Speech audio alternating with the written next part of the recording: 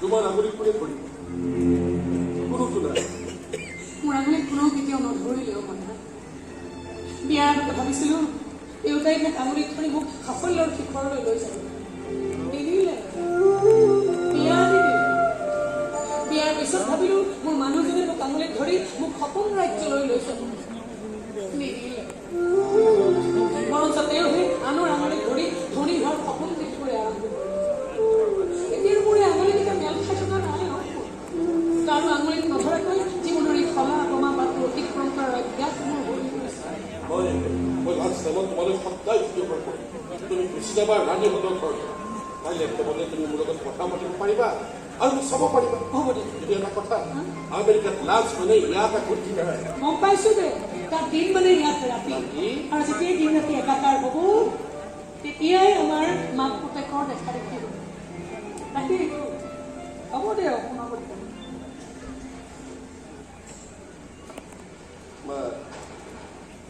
কাইলৈ মই যাব লাগিব সন্ধিয়া 6 বজাত মোৰ ফ্লাইট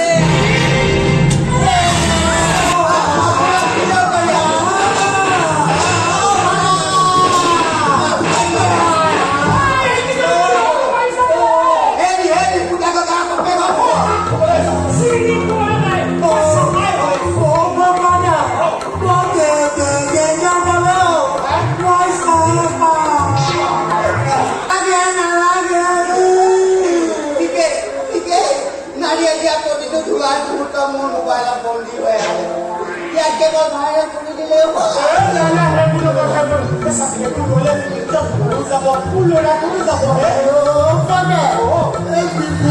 যদি কোনোবাই দেখে ন মই ঘৰত গৈ কিন্তু চুইচাইড কৰি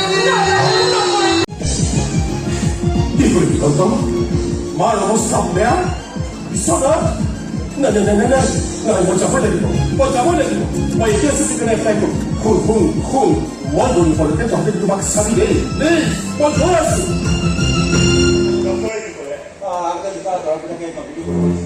আৰু আগত কেতিয়াবা প্ৰব্লেম পাইছে ভাল আছে নেকি বিচনাৰ পৰা উঠিব যোৱা নাই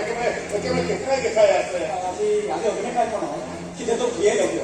কিছুমান সিদ্ধান্ত আনে ল'বলৈ দিগদাৰ হয়